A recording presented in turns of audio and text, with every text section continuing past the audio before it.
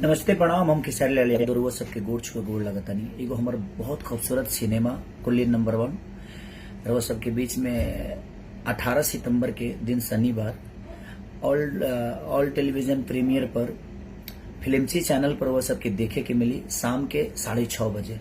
शनिवार के 18 सितंबर शनिवार दिन 6:30 बजे शाम के रउआ सबके कुल्ली नंबर 1 सिनेमा बड़ा खूबसूरत फिल्मची चैनल पर वह सबके देखे के मिली ऑल टेलीविजन प्रीमियर पर।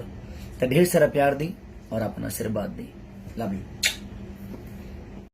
नमस्ते प्रणाम। हम खेसारी लाल यादव रउआ सबके गोड़ छुए गोड़ लगतानी। एगो हमर बहुत खूबसूरत सिनेमा कुल्ली नंबर 1 रउआ सबके बीच में 18 सितंबर के दिन शनिवार ऑल टेलीविजन प्रीमियर पर फिल्मची चैनल पर वह सबके देखे के मिली शाम के 6:30 बजे।